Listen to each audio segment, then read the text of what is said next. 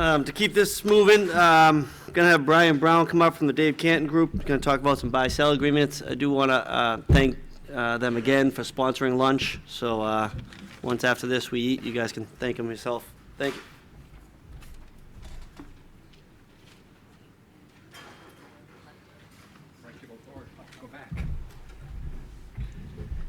Good morning, everybody. I guess I'm controlling everybody's stomachs here, so I'm going to try to go as quickly as possible, but God bless the franchise U.S. car dealerships and everything that everybody does in this room. Obviously, it's a lot of work and a lot of sacrifices that are made, but appreciate everything that everybody in this room does and supporting this business and their families, the community. So, Dave Cantin Group, who are we? We're the largest mergers and acquisitions company in the U.S. We do roughly 35 to 40 buy-sell transactions a year, which makes us a little bit different from everybody else. Is we're full service. So we're not somebody that just comes to a closing table. We work with the sell side, the buy side, all the application processes,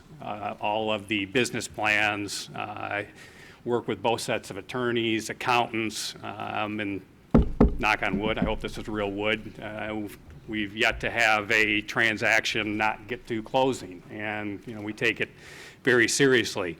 A few other things that we offer is consulting. If dealers looking to improve performance or looking to better engage employees, we have staff on that. We also have a consulting arm, be it mortgages, floor plan, be it working capital, blue sky loans, a little bit of everything. So that's the Dave Cantin Group. Just a few topics, and again, as Kevin said, we're looking basically for somebody to take away if it's one thing today, and we'll cover some different items, as you can see, as far as what the future holds, potentially if there is a recession, business goes down, things we should look at, the succession planning, dealer agreement piece, and just the importance of accounting, and some kind of great stories that that I've been involved with. But anyways, who's Brian Brown? That's me. I'm the Chief Operating Officer. It's hard to believe that 50 years ago I got into this business because of my grandfather. So at age 5, he owned a Ford dealership up in Cedar Springs, Michigan, as well as a very large Standard Oil gas station, 7 technicians, and basically spent most of my life with him. My parents divorced when I was like 5, so he kind of became my father figure, and it's just a very, as we know, addictive business. I've worked retail, I've worked wholesale, I've worked in the private equity sector, and now into the M&A firm. Got 3 kids. That's my youngest, Hunter. He's about as car crazy as I am. That's up in Lime Rock. I was up there with one of my counterparts who's probably the best car guy in the world, Woody Woodward. But thanks, Woody, for coming here today. And he's kind of like part of my family. It's just we eat, breathe, live this every day like everybody in this room does. And it's just when it gets into your blood, it's something, I don't know, you just can't get enough of it on a daily basis. Just some real quick information from NADA. What are we seeing if we look at 2015 until through September of right now? But if you look at net sales, pretty stable. And as far as if you look at what the averages are for sales for a U.S.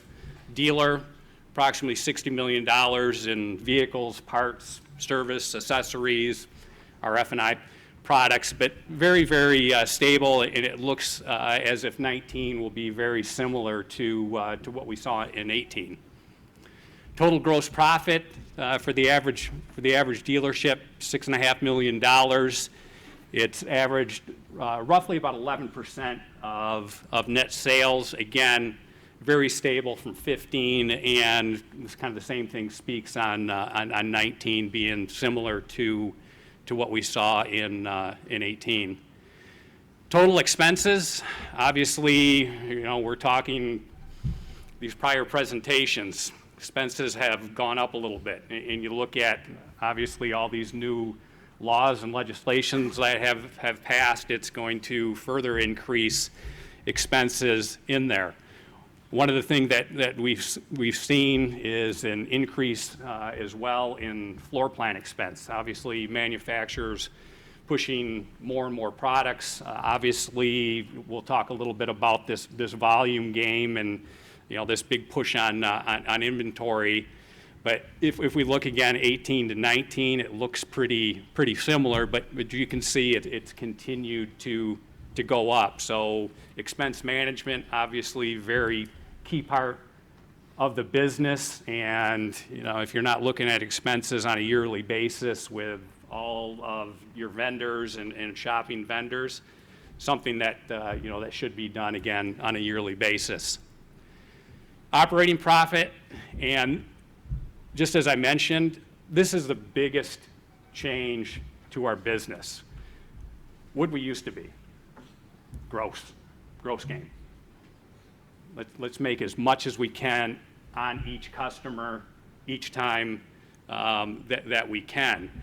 And what has gone on with the manufacturers, and as we discussed earlier, these takeaways, and again, taking and putting more burden onto the dealers where the manufacturers make less. But what happens to us as car dealers? It affects operating profit. If you look at from 2015 to almost 500,000 to 2018 being a negative, big issue. 19 seeing a little bit of improvement, and why? We're getting better at this. Figuring out that this volume game and how imperative to hit stair-step programs. Maximizing service, meaning, wow, it's not only now a sales BDC, but I've got to put as much time into service because I've got to control that customer. They can't go someplace else. I need to get them back into the dealership as many times as possible. One, what does that do? Obviously, it builds loyalty. Every time you touch that customer and they come back in, they're telling friends, family, neighbors, and their loyalty goes up with you. But, and again, looking at 2019, it's focusing on things that you can do differently to play this game and again, make a better operating profit. Net profit, slight decrease, but has stabilized. And again, this kind of goes back to these stair-step programs, and everyone in this room as car dealerships just getting better at managing this and knowing the best way to make money. Just some of the key things that I mentioned. New cars. If you're not focusing on volume, you have to. And when you focus on volume, what does that mean? Turning it as quickly as possible. Making sure that you've got the best, fastest turning inventory. You need to know what you're selling and what is selling the quickest so you can reorder that, replenish it, turn it, maximize your floor plan credits, and get every dollar possible from all of the manufacturer programs that touch selling new vehicles. That's imperative. Used vehicle, it's time. And what I mean by that is you take a vehicle in trade, you buy a vehicle at auction, what needs to happen? There needs to be a process where there's no delay. That's into the shop. If you've got a 24 or 48 hour get ready, recondition, frontline, up online, advertised, and sold. What is your process at day 44, 45, 59, 60? Don't hold inventory past that 60-day mark. I know sometimes we fall in love with inventory, but I think a lot of people in this room would agree that it doesn't get better with time. It's not like wine. It's get it in, get it out, and again, know what you're selling, used vehicles as well, so you can replenish those, always be out looking for those vehicles. If again, if it's current customers you have, data mining that are coming into service, if it's the auction, if it's wholesalers, et cetera. Finance, I always say maximize all the opportunities. I mean, have a consistent process, all your F&I managers trained properly, a great menu in place. Reinsurance is key. If you're not doing reinsurance, think about doing it. I mean, it's amazing. We just helped a dealer that's got 4 rooftops in a auto mall setting, never did reinsurance, and we did a very conservative pro forma with Portfolio, who's a large reinsurance company, and it's going to add a little over $1 million a year profit to that dealer. And again, it's just reinsurance is a great way to combat what we're seeing going on with the profit structures that we talked about. Service, again, process. Things haven't really changed. I mean, if we go back to day one of the automobile business, we bring a guest in, we sell them a vehicle, we service their vehicle. Getting that customer, again, that control where that first service appointment is set up, the BDC is relentless, just like a doctor's office, ensuring that they're called a few days before that appointment, that they're coming in, or we need to reschedule. Getting that customer back in as many times as possible. Being able to, again, equity mine that person if they're in an equity position, getting them out of that vehicle. But again, what can we do to bring that person back in for service? Are your quick services competitive with what Jiffy Lubes and everybody's doing price-wise and speed-wise? Very, very important. The expense piece that we talked about, it's shop it. Shop your floor plan.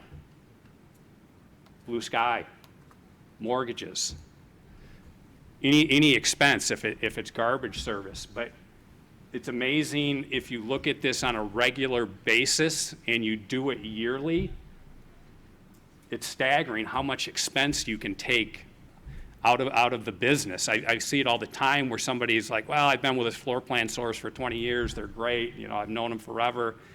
And they go to another bank that's as equally as well, and now they just drop their floor plan rates a point. And you think about what a point represents in this business, it's a lot of money. Maximize your state laws. Warranty parts markup, retail rates for labor rates. If your state allows that, make sure you do it. There's a lot of law firms that can assist with this process, that can help you maximize those dollars. But just think of the difference if you went from your $100 an hour warranty and your retail rate's $120 and the state average allows that. Again, a lot of additional money.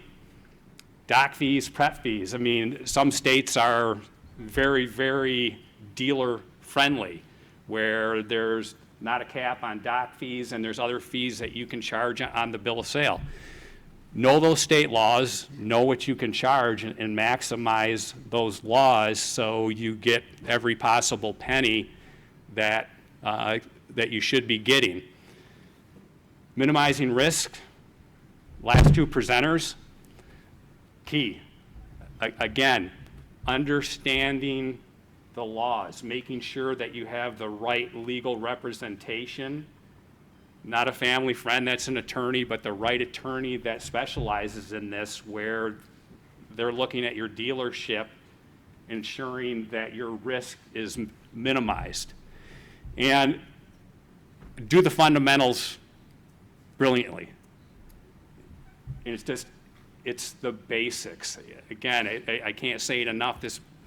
We look at digital and things that have changed, but again, it's a very similar business to what it was when my grandfather was in this. And again, if you do it brilliantly, it's going to reward itself.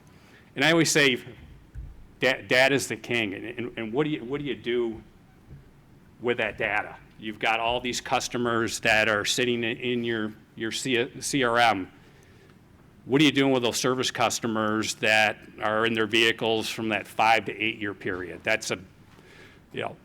How are you going back to them to get them in? And that's, again, if you look at service, that's one of the biggest challenges, is getting that 5 to 8 year customer back in.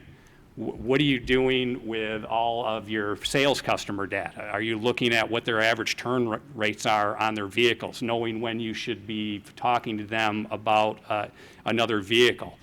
But again, data is, I think we can all agree, so important. Mary Barra, I've got kind of a woman crush on her, brilliant woman. But this is a statement that she made about 6 years ago. And I think it's so true today. If we look at going back 6 years, did we think we'd have these gargantuan business development centers that are handling all aspects of our business, our inbound phone calls, our outbound phone calls, all of our email leads? Did we think that 6 years ago we would just be continually increasing what we do on a digital spend? Did we think we'd be changing on how we interface with customers and all these different age groups and ethnic groups within the dealerships? But she's so spot on, and I can't even imagine the next 4 or 5 years what we're going to see.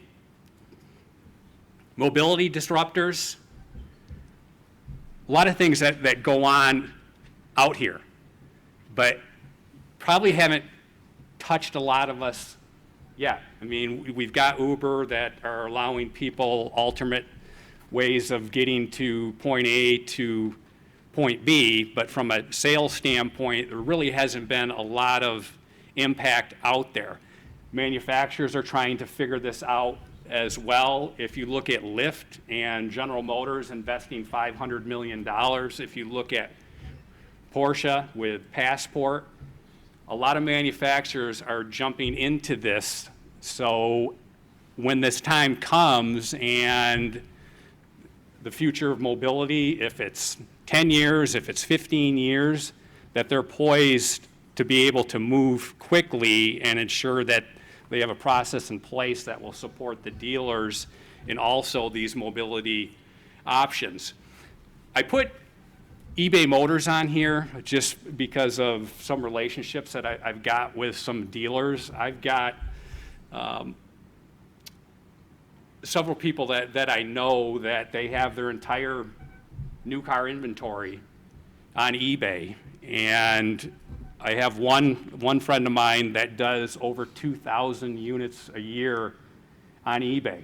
And I just talk about that because it's another alternative to selling new vehicles. And he offers everything over the phone as far as the financing, sends the paperwork, and then delivers the vehicle on a trailer.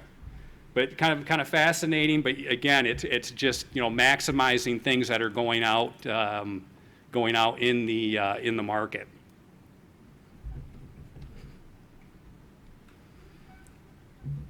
What can we expect the next 2 years? We hear all this stuff as far as electrification. We talk about all these autonomous vehicles, but there's so much infrastructure. I mean, billions and billions and billions of dollars of infrastructure that has to be invested to go more electrification, more autonomous vehicles, as we say, self-driving. So this is obviously a ways off. And right now, manufacturers and a lot of these mobility who are going to be providers are kind of backpedaling because it's just not something that they're going to be able to bring to market that they can do this now. So this piece, obviously is going to take much, much longer time. As far as we talk about electric vehicles, all the manufacturers are really addressing this, having a portion or all of their vehicles having some type of an electrification variant, really from a fuel economy standpoint and from this green. But again, the next 2 years, really, you're not going to see anything much different than what we know right now. Kind of the recession piece goes back to the basics, and it's the fundamentals of the business. Do what you do it brilliantly, do it every single day. Make sure your team is properly trained and knows what to do every day. Your vision, your goal, your mission. And I always say, inspect what you expect. As a dealer operator, as a general manager, as an executive manager, spend an hour a day just inspecting something and see if there's any room for improvement that's going to lead to more business in the dealership. Maybe tomorrow I'm just going to listen to what my inbound service calls were for an hour. Maybe tomorrow I'm going to listen to how inbound sales calls are handled. Maybe the next day I'm going to sit in the BDC and just listen to that interaction. The next day I'm going to sit in service and I'm going to see how that delivery is of that customer service vehicle back to them and what we did to set up that next service appointment. But you'll be surprised on the opportunity areas that you can tweak here that will provide more business and more revenue. And I always say I'm, hot on service. I've worked on cars my whole life. I think my house was built around having a tall enough garage so I could have a lift in it. But service, service, service. I mean, if you look at being able to make 70 cents on the dollar, how can we get more of it? How can we control that customer? How can we ensure that they come back to us versus somebody else to maximize that revenue? Next topic I just want to jump into, near and dear to my heart, is succession planning. And a lot of us think about succession planning. Several probably of us in here have got a good succession plan in place, and then there's probably a lot of us that talk about it and have never done anything about it. Today is kind of I don't know if you want to call it an interesting day for me, but May 2018, I got a phone call from a woman in California. Her husband owned a Toyota dealership, walked downstairs the dealership, and forgot how he got to work. And in the basically over a 10-day period, had a condition within his brain that ultimately took his life. And what we've dealt with, and today is the sale of the dealership that's going on now with the rest of my team, but you think of May 2018, this basically broke up a family. 4 sisters, ex-wife, kids, new wife, kids, and everyone felt that they were entitled to this business and that nobody else should get any of it. No trust in place, no will in place. And I can't emphasize enough how important it is, and probably the most important thing for your business is to have a completed succession plan. The first thing I look at as succession plan is expense.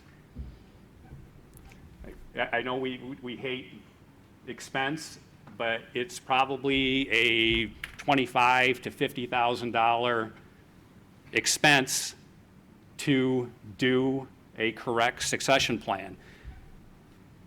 An M&A attorney, somebody you've dealt with the business, probably not the best attorney for this. I always say you should have a corporate attorney, a real estate attorney, and then the accounting staff. Next step is this planning meeting, and this is a difficult meeting because you're looking to plan 3 scenarios. So you've got your family members, key people that are in the business that are going to continue the business, and again, these advisors, your attorneys and your accounting staff. And you're going to put in place a plan should you become disabled. What happens if you leave here today and some crazy driver T-bones you and you're in a wheelchair or can't go back to work for a significant amount of time? Having that disability plan in place. Who's going to run the store? Who's in control of the store in the event of that? Next one is that transition or retirement.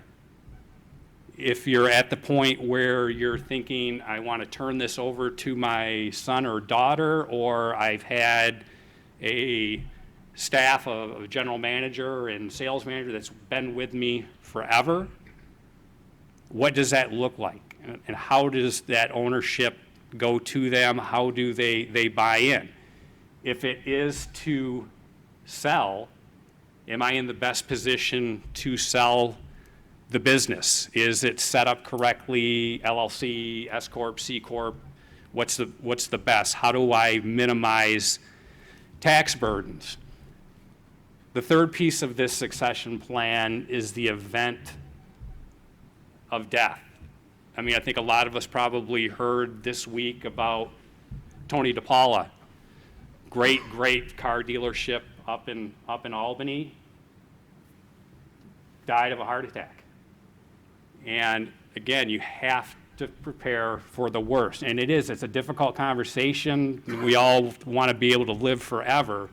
But again, you know, as we talked about how this impacts families and the staff, it is so important to have this in place. The tax liability, we know the states and the feds, they want as much estate tax as possible. And again, dealing with the right attorneys, how do I minimize that, but also how do I make sure that I set up money for the future of my family for these tax burdens. It can be upwards of 40%, and that 40% is due within 9 months of a transaction. And I see so many times where if there's a death in the family or the dealership suddenly has to sell the business, that they have to liquidate it, and it's almost like a fire sale on the business, just so they can pay off the taxes that are due in that timing. So again, planning. Manufacturer requirements. Whatever you do in this planning meeting and comes out of that planning meeting with this is concrete,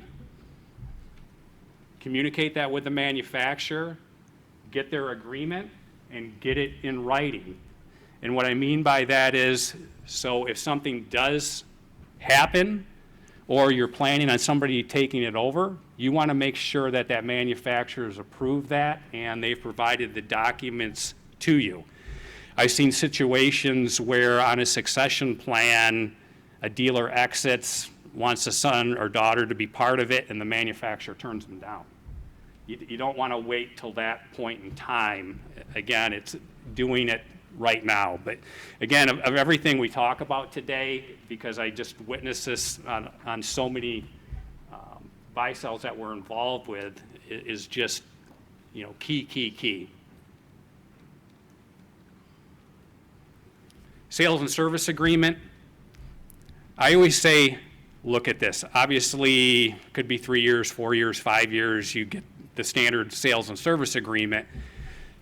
But it's the addendums that you really want to play close examples to. I've seen addendums that had an executive manager that had 15% ownership, and that person was terminated 5 years ago. And those agreements were never updated. And you want to make sure that if you do have a successor and whatever that stock may be or their ownership structure, that is correct in all of the agreements that they have. Are all of your facility details on there? Do they have the right stall count? Do they have the right square footage? Do they have the right address, the phone numbers? Do they have the right corporate structure? Again, making sure that your sales and service agreements and the addendums follow what your structure is in key. And you might be surprised when you dig in again to these addendums that you'll see that the manufacturer's got errors on that, or it's like, oh, I forgot to update that. I got to get my son on there. I got to get my daughter on there. It's just, look at this when recontracting time is due.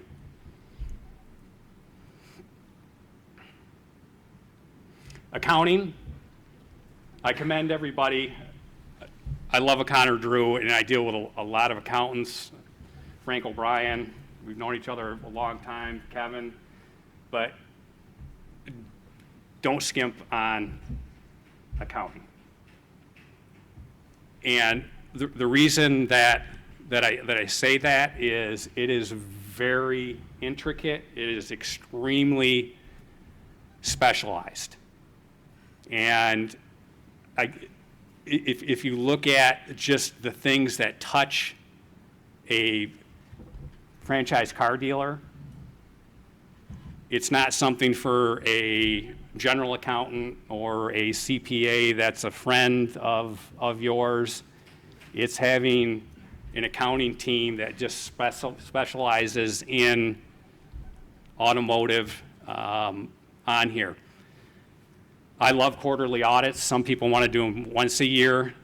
When business is good, it's like, oh, business is really good. I only need to do it once a year. It's when business kind of goes down that maybe I'm going to audit it a little more frequently, and that's when you start finding, potential issues and theft. And I'm always a big fan of doing audits quarterly. It can save you a lot of heartache down the road by doing that. Close to us here, East Falmouth, $600,000 stolen by an office manager in the store. Forged checks, the accountant, family friend. Never looked at any of this in the store. So far for 2019, we've had to sell 3 dealerships because of rampant employee theft. There was no coming back to it when they found the issue. They did not have the cash to put back into the business, and it forced these 3 dealers to have to sell the only thing they knew in their entire legacy because of people.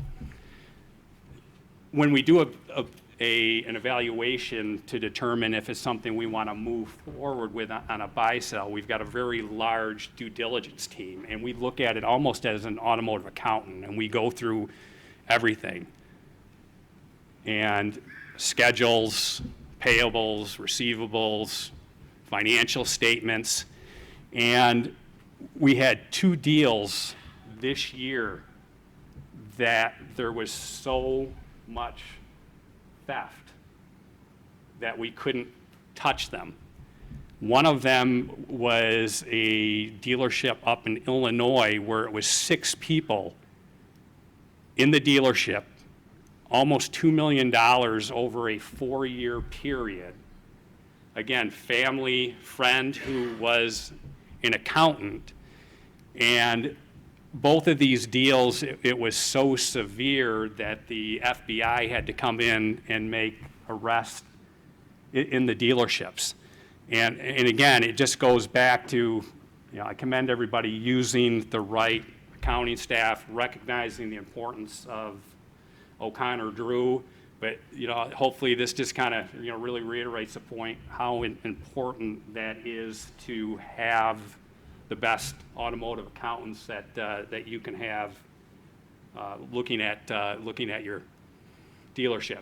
So anyways, I know I talked a lot. I covered a lot of subjects. I'm around the rest of the day if there's any questions during lunch or after lunch, and I don't know if anybody's got any questions for me now, but would be happy to answer them.